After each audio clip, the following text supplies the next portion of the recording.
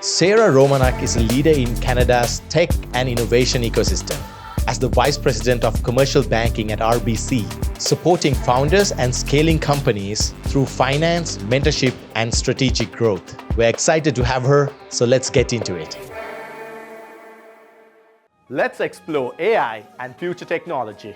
At the Infinite Waves podcast, we are dedicated to spotlighting leaders who blend creativity with technology to shape the future. Powered by Creative Innovations Lab, this podcast delves into innovation, paving the way to a sustainable, smarter world. Tune in and let's pioneer the next wave of possibilities together.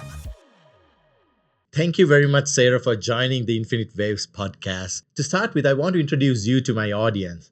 And I want to let them know who Sarah really is. So if I ask you, who was Sarah growing up? That's an interesting question. Sarah growing up, well, I grew up in Saskatoon, as many Calgarians had. I grew up, so my dad was a police officer. My mom worked in retail sales. They owned a small business, tour bus company for a little while. And then I'd say an important part of my childhood is I've got an identical twin sister, Cammie. Okay. So you're going to hear me probably say we by accident a lot because we share all the same memories, but two big themes from when I was a kid. Music played a huge role in my life. I don't think you even know this about me yet, but I play the piano, I sing, I play the fiddle, and I used to play the guitar, but I don't think I can confidently say that. But anyway, so when we were in our teenage years up till about 20, we actually toured and played professionally, which was pretty fun, still a big part of my life. And then travel. Loved to travel, even as a kid. Like we had the privilege of our parents taking us on a few trips, usually road trips and stuff like that, a couple trips to Europe. But as I stepped into my 20s, I did a lot of backpacking. I feel like that's a big part of my character. I actually spent one time an entire 11 months traveling the entire globe, all backpacking, shoestring budget, because I was self-funding the thing and I was a student. So, I mean, there's that. But yeah, it continues to be something I really value and I think pretty character defining when you get to do stuff like that. Wow. So some of our audience may have seen you on a stage singing or playing instruments at one point in their life, maybe. But it's so curious to me, like, having such a diverse background, what inspired or what kind of an inspiration or a direction that brought you to banking and finance industry? Yeah, kind of hard to connect the dots on music, travel, and then finance. To be honest with you, I don't know how much your crowd that's watching is in their early 20s. I know it's a hard time to enter into the workforce, but I would say this loud and clear. I had a winding path. I had no idea what I wanted to do. When I was 18, I wanted to run a tour bus company, just like I'd seen my parents do. Then I wanted to be a hairstylist. I didn't do that, thank goodness, because it is not my area of expertise. I wanted to be a speech therapist. I went to school for that. Anyway, I eventually found my way into the University of Saskatchewan. I took a finance degree. And because I had such a winding path, I finished university probably 3 years after everybody else that grew up the same time as I did. And a lot of them had gone into commercial banking. And so they said, hey, Sarah, I think you'd be good at commercial banking. I said, sure, let's do it. And I started my career in commercial banking right out of university. And I'm so grateful that it twisted and turned and eventually weaved that way, because that's what I've been doing ever since. And from just about every angle you can imagine, it's an incredibly rewarding career. There's not a single day that's gone by where I haven't marveled at the people I get to work with, the types of clients that we get to work with. So really incredible founders. I learn something new every day. But that's sort of the windy road that led me to where I am now. Okay. I don't know if I told you, I started my career as a banker as well. Like I was a banker for about 8 years. And I agree, like the people you meet, because everybody comes to a bank. Like sometimes you're like in different industries, you might be stuck with a certain group of people or category of people where they're in that only in that space. But when it comes to banks, like everybody comes to a bank. Mm-hmm. There's no way from a kid to an adult to a business owner to a billionaire to anybody would come to a bank. So while I was researching about you in the last couple of weeks, I came across at one part in your career, you went from commercial banking to tech ecosystem. Mm-hmm. What was that transition like, and what was the story behind that? Yeah, that's a good question. So I actually joined RBC in 2018. So that was my first foray into RBC. And the role that I had then was called a senior relationship manager. And I was working in commercial banking, but specifically with tech clients. So I had a chance to get to know the tech ecosystem here in Calgary, know that space really well, and we did a lot of really good work together. It was one of my favorite jobs. Now, that being said, around that time, RBC took a look and went, look, we're doing really well in tech banking, but as an organization, part of our corporate culture is we want to be number one. Like, we love to win. And we knew that we had to do something differently to be confident that we could be number one. And so to answer that question, what happened at that time is we essentially disassembled the brand, the practice that we had, and rebuilt it from scratch. So we brought in somebody by the name of Sid Piquet. He's a good friend of mine. He was tasked and mandated with bringing his vision to life of what tech banking in Canada should look like. And he came from the world of venture capital, by the way. So we built this really interesting leadership team that were former venture capitalists, former founders, a couple lucky bankers like me who were on the early leadership team. And we built a tech banking practice from scratch. So you can tell I get really excited about this. This is one of my favorite times in my career. We got to build an entire team. We went from 0 people to 120 tech bankers and then acquired other businesses. By the end of my 4-year stint there, we had 700 people in our division. I can't give specific numbers. I know them. I just don't think they're public. But we went from having effectively a brand new practice to being the clear and undisputed leader in tech banking in Canada. Like, all the numbers under the sun can back that up. And it was really fun. Like, it was really, really fun. And so we got to support the biggest and best tech companies in Canada. And our whole mandate and what got us up in the morning was, how do we remove barriers for these visionary, hardworking, fast growth companies so that they can be truly global players on a global stage, and we can be a small piece of that journey by removing obstacles. And it was a lot of fun. So that's a little bit of context on the role that I had with what is now called RBCX. Oh, okay. Okay. So thank you for sharing that story. And that seems like a very exciting time in your career. It was. And I also came across in one of your articles that you talk about finding ways to partner beyond the core product. What does that mean to the modern day entrepreneur or like business leader? Like, what does that mean? Yeah, that's a really good question. You've really done your homework. I like that. So what that means to me is, I believe that up until fairly recently, and I can elaborate on that later, I believe that banking products are viewed to be commoditized. You ask most people, that's what they're going to say. You get the same products everywhere. And so I believe that the way that you make differentiated value is by leaning into things differently. And so every company, and in my world, I lead a commercial banking practice, so I'm going to look at it from a company lens. Every company values having a good, reliable, responsible banking partner that has the right products. Where they go, that person is amazing, is when you can start making strategic connections. So for example, to use an example from my tech days, understanding what a company did deeply, understanding which investors invested in that space, putting them together, finding them alternate sources of venture capital, et cetera. Sometimes it's knowing your companies and your clients so deeply that you know what types of clients they want to sell to, and you start advocating on their behalf because you know how strong they are. You can speak to their competitive moat and their differentiators. So you're able to, because they say revenue is the cheapest form of capital. So you can try to create that for clients. But partnership goes a lot of different ways. Sometimes we've got large clients who happen to do something that meets an unmet need that we have. So on certain and very specific circumstances, I need to tell this to the crowd because we can't do it for everybody, but when the time is right, the company is right, the offering is right, and we actually meet a need that RBC needs, we'll help people get through the procurement cycle, which can be a little bit opaque for large enterprises like us, right? So it can mean a lot of different things. I think it's just listening deeply and making sure you bring in the right resources and the right people at the right time, if I had to use a broad strokes comment on that. All right. So we spoke about this before, but RBC is basically the number one bank in Canada in various different aspects. You could call it based on assets, based on market cap, based on anything, but RBC is like a number one bank or the number one bank in Canada. What would be like some of the initiatives that, as a leader in the banking industry, that RBC is taking to shape the industry of banking in today's world? Because as you know, we spoke about technology, AI, like everything coming in and changing everything as we know it. Yeah. And as a leader in the banking industry, what initiatives does RBC talk about? Yeah, you're asking me at a very interesting time for a few reasons. So the first reason is for those who don't know, we actually acquired HSBC Canada last year in 2024, and so for us, we're really excited by that because to your point, when you're in an organization where you're number one in commercial banking, you're number one in wealth management, you're number one in customer satisfaction, you're number one in trade. Yes, I'm bragging.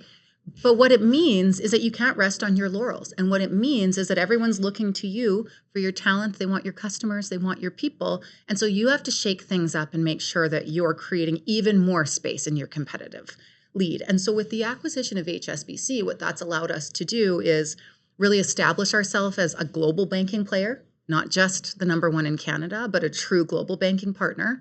I feel like it's every week now, new products being rolled out for international money movement, for example. And these are products that have never existed in Canada before. So I'm actually really, really excited. Our product stack is getting so differentiated. We've also, again, probably once a month, maybe even more often, I'm seeing new trade products come online. So this would be applicable for a lot of global clients who might have offices all over the world, right? Just more tools to make their lives easier.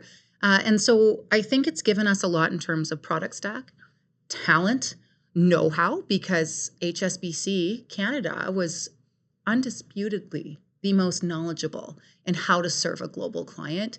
So I'm really excited about how fast and furious everything's coming online. It gives us new ways to invest in our clients.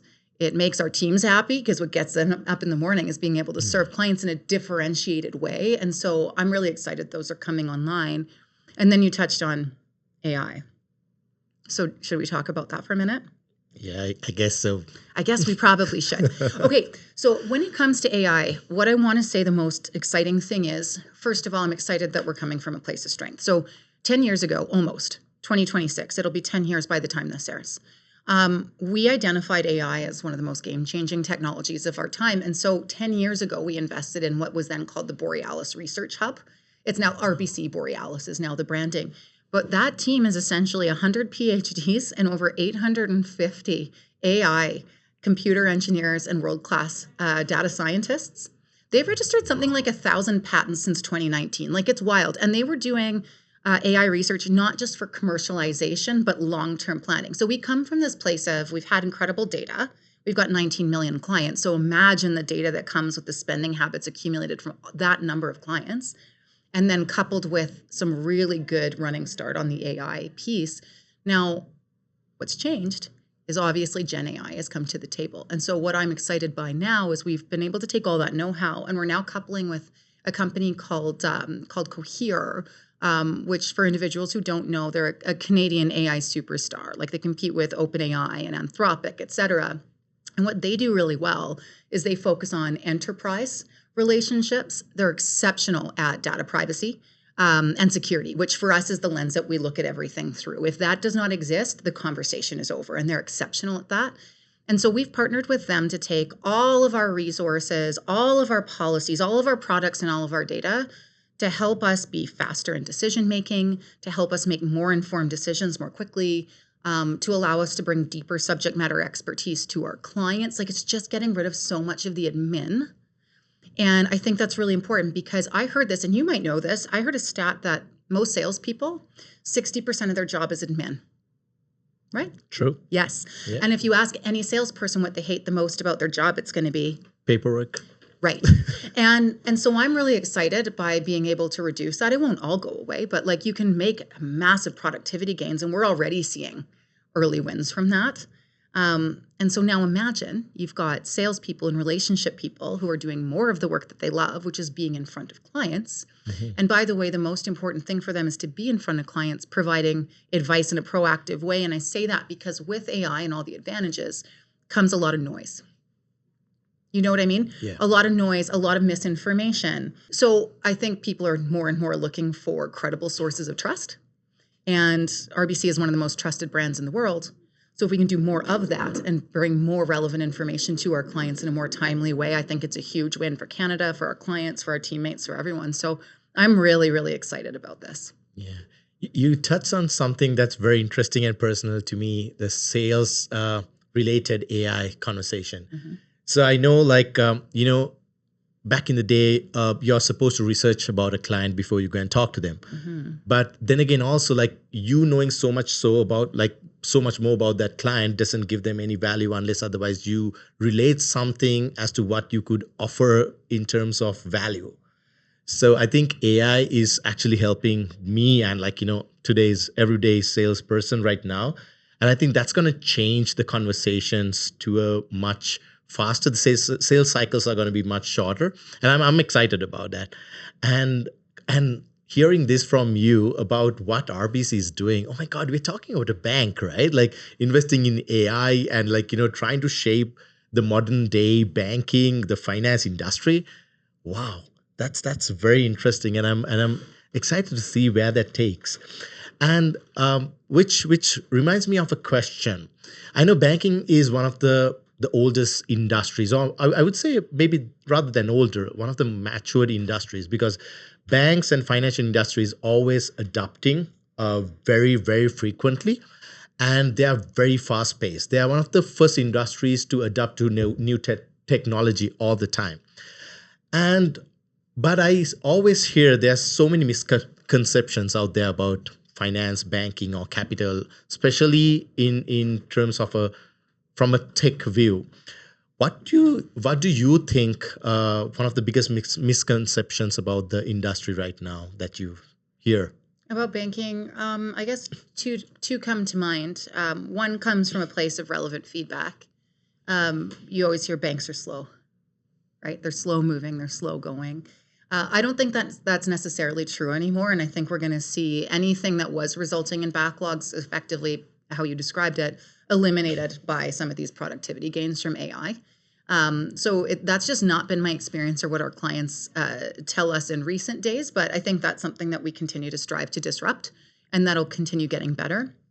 I think the second one is banks aren't innovative. I love what you said there, but I talk to a lot of people and I hear what they have to say. And I think a lot of people, I used to run our fintech practice to be fair, might say banks aren't innovative.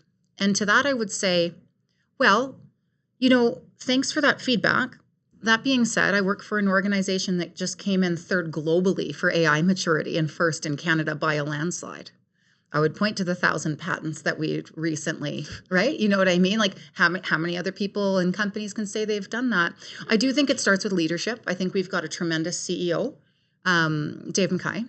And he actually, fun fact, started in our organization as a software developer.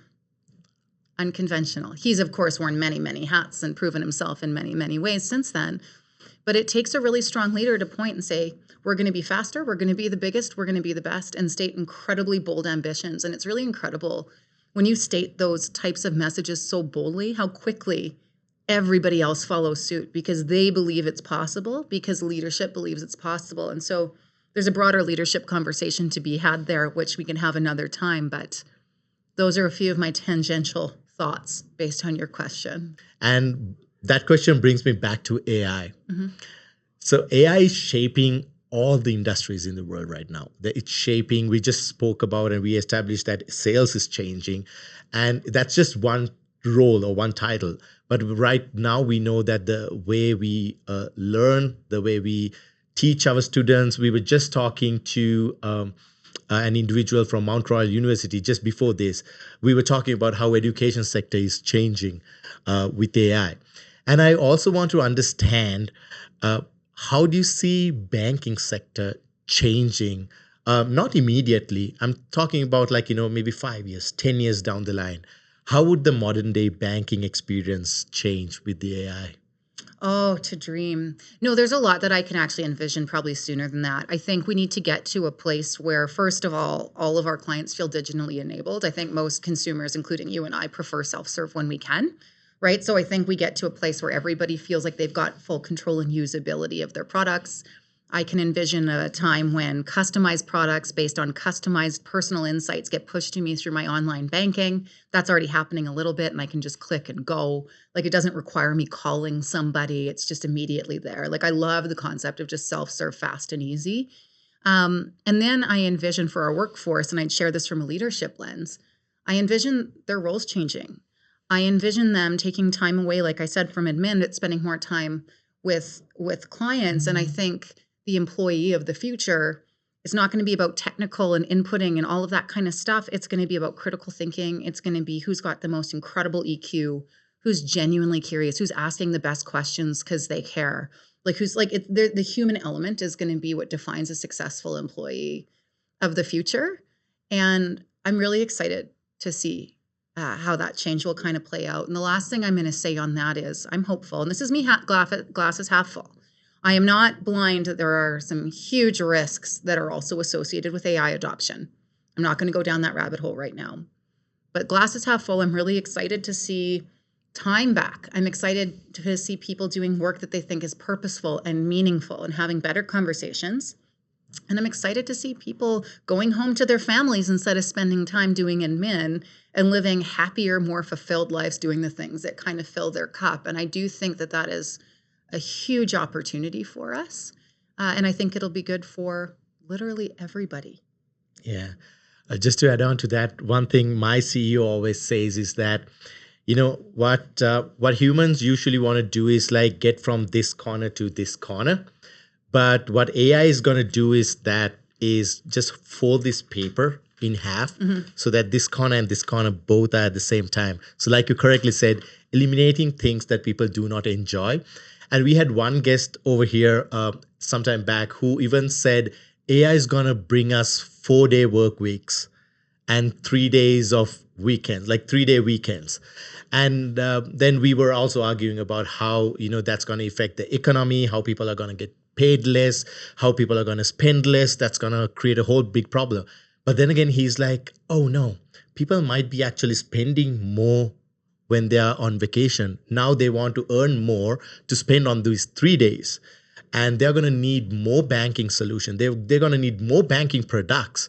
And they're going to need more solution that's customized for their needs because now they're going to go into more bars, more vacations and all that. And all those industries are going to flourish. They're going to have more jobs because now instead of working a weekend, you're going to work 3 days. And that might be like a full-term job.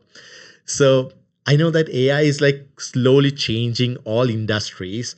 Just to wrap up this conversation, I have one question that I ask all my guests. And that would be, what would be one persistent challenge that you have right now that you wish AI or technology or anything in general to solve that for you? And what would that be? A professional one and a personal one. Can I give one of each? You could give many. Yeah. I could. Yeah. How much time do we have? I think professionally, it goes back to freeing up time for people to do more meaningful work. I don't think we're there yet. I think we've had early productivity gains, but I want all of the work that is either boring or monotonous or unnecessarily cumbersome to just go away. That's what I want. Because I think it would result in happier teammates who stay longer, who are more engaged. And if you hire the best people and you treat them really well and you get obstacles out of their way, I want that obstacle out of the way, then they do exemplary work and everybody wins. So I want that challenge solved yesterday.